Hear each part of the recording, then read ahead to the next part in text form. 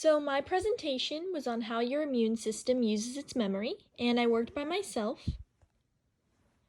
So for my abstract, when we're sick, it stinks, and when we're sick, we miss out on so much stuff that we wish we could continue doing, but we can't when we're sick. But we can thank our immune systems for our recovery of common sicknesses such as the flu or stomach viruses. The immune system in our body is used to keep us healthy. And in the experiment I did, I will make a model to portray how the immune system helps the body recover from common illnesses, while discovering how the immune system memory plays a role in this whole entire process. So I'm doing this experiment because I was curious how the immune system uses its memory to remember certain diseases and to help our bodies fight those diseases when we get them multiple times. And I also thought this was a perfect time to do this experiment considering what is going on with COVID-19. So my hypothesis is that more antibodies will remove more pathogens from the human body. This is how memory cells in the human body help fight infections more efficiently. So when I just put some little keywords to remember, the pathogen is obviously a bacteria that causes the disease. So we do not like pathogens. And it is represented by the iron fillings in my project. And the antibody, which is a protein produced by the immune system when it detects harmful substances, is what fights off these diseases, and that is represented by the magnetic tape. So my aims for this project are to show how our body fights sickness, to show how the memory in our body is used to help us get over sickness faster, to teach what an antibody is and how it helps the human body keep sickness away, to teach us about pathogens and how they affect sickness in the human body and how antibodies can get rid of them. So here are some photos. So in this photo right here, this was before I completed tying the antibodies together. So as you can see, it's just the magnetic tape on top of the plastic wrap. And yeah. So this picture down here is the completed antibodies before I put them into the jar, which is full of salt and iron fillings. And yeah, that is that. So these basically are my antibodies.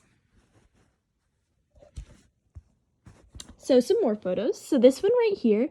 So this is a picture of the jar with the iron fillings and the salt. So the iron fillings, like I said, represent the pathogens, and the salt represents the cells in our body. So this is the antibody on top, and this photo was taken before I put the lid on the jar and shook it to see what amount of pathogens the single antibody could remove. And right here is the after. So this was obviously after I took the antibody model out of the jar, and it is covered in iron fillings and a few salt particles, which are obviously represented by the cells. So here is my graph. So it's how much weight in grams each antibody removed. So here is my trial 1, and this is the average of the 3 antibodies together. So for trial 1, we had 5.3 grams, for trial 2, we had 4.5 grams, and for trial 3, we had 5.3 grams.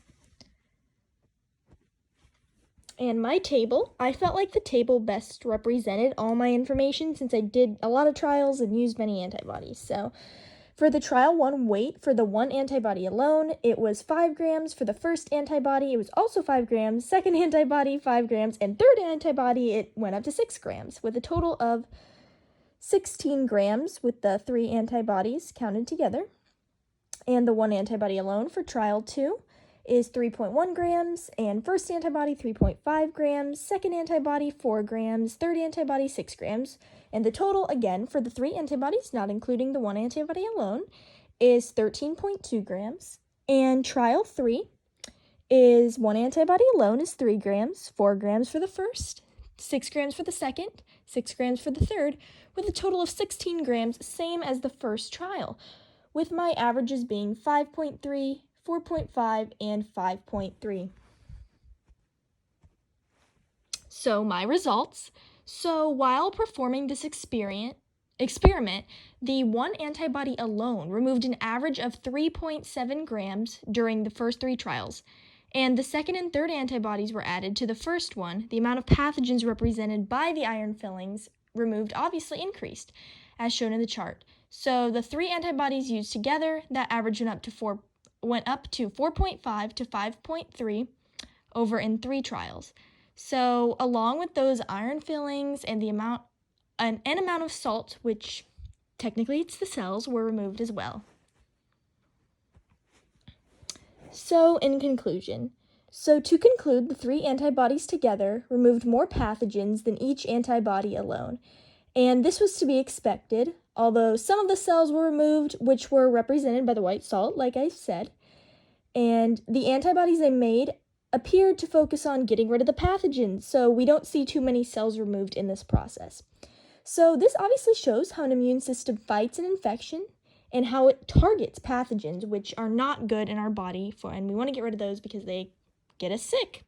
And I learned that the memory cells help improve the immune system's effectiveness also. So for further development of my project, so the number of antibodies can also keep going up. We can do more than 3 and see how that affects the results. And you can use different materials, such as maybe a different type of magnetic tape, a heavier one, or a completely just different kind of magnet. And changing that will obviously change the results.